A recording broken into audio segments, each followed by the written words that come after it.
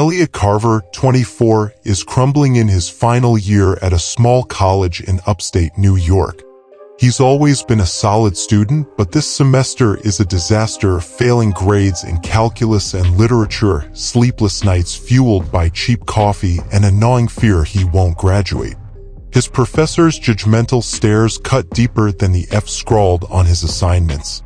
One dreary October day, while combing through a campus chat group for study hacks, he finds an odd post. Life falling apart? The Circle of Mystics has the answer. Your problems will dissolve.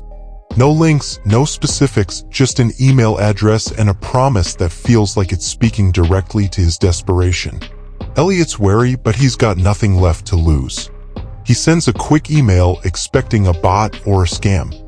Hours later, a reply lands from someone called The Guide, inviting him to a meeting at a rundown community center on the town's outskirts.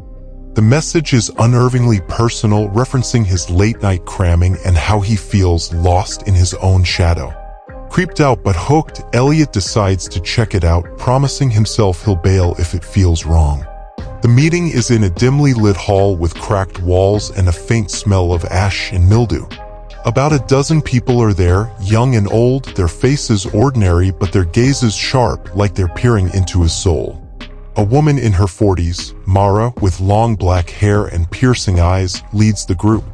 Her voice is soft but commanding, promising that the Circle of Mystics offers clarity and strength to those who fully embrace it. No fees, no pledges, just willingness to see the truth. Elliot braces for a catch, like some cult pitch he's seen in movies, but Mara's quiet confidence throws him off. As the meeting ends, she locks eyes with him and says, "You're ready, Elliot. You just need to let the path find you." Over the next 2 weeks, Elliot's world transforms. He barely cracks a book, yet everything he glances at sticks in his mind like it's carved there. Complex calculus formulas unravel effortlessly in his head. Literature essays dashed off in minutes earn perfect marks from a professor who once scoffed at his work. Classmates mutter about his sudden genius. Even his toughest math professor corners him, asking, "What's your secret?" Elliot feels like his brain's been unlocked. Words, numbers, entire chapters play back like a movie in his memory. His dreams turn strange, though endless fields cloaked in fog, whispers calling his name from nowhere. He brushes it off, blaming the lighter workload. But by the 3rd week, things sour. The Circle's meetings, now 3 times a week, feel oppressive. Mara's soothing talks give way to cryptic rants about embracing the darkness within. Members gather around a scarred wooden table, sketching eerie symbols, open eyes, coiling spirals, and chanting in a tongue that makes Elliot's skin crawl. Their stares linger on him, hungry and expectant. One night, he tries skimming a textbook for a test, but his mind goes blank. The words slip away and he bombs with AC, his first stumble since joining.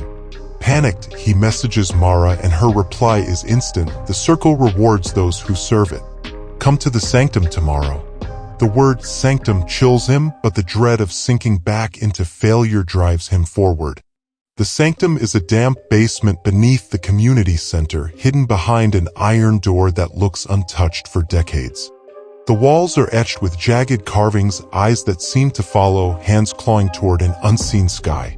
15 members, draped in dark robes, form a circle around a stone bowl crusted with black stains. Mara, her face half lost in candlelight, says the circle draws power from the presence, something greater than thought, hungrier than hearts. To stay in its grace, Elliot must offer a piece of himself. They hand him a small blade, and Mara, with a smile like ice, says, "Just a nick." Trembling, Elliot cuts his palm, and a drop of blood falls into the bowl. The air pulses, and for a split second, he feels something steal his breath. That night, he dreams he's trapped in a vast cave, a faceless shadow hissing his name. After that, everything collapses. Elliot's memory fails him, textbooks might as well be written in code, and what he reads vanishes in seconds. He can't sleep, shapes flicker in the corners of his dorm, and his skin feels like it belongs to someone else. The other members have changed, their eyes too bright, their grins too wide. A young woman, voice shaking, whispers to him, "Once you open the door, it doesn't close." Desperate, Elliot searches for answers online. After hours, he finds an old blog claiming a friend joined the circle of mystics and disappeared. It hints at a satanic cult linked to missing locals, but there's no proof. The blogger vanished 4 years ago.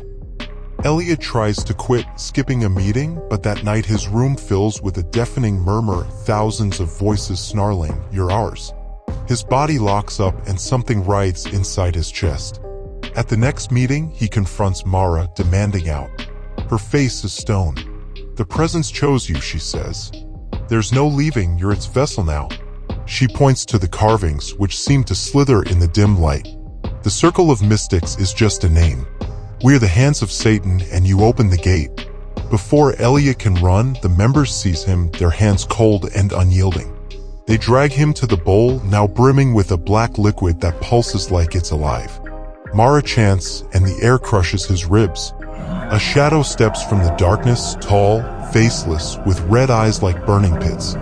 Elliot's mind frays, and something alive burrows into his core. He wakes in his dorm, alone, but he's not himself. His grades are beyond saving, his professors act like he's a ghost. In the mirror, his eyes are wrong, black, bottomless, not his. The circle is gone, the building's locked, the members vanished, but Elliot knows he hasn't escaped. Every night, closing his eyes, he sees the shadow, hears it say, "Now it's you and me." His body isn't his anymore, a shell housing something infernal.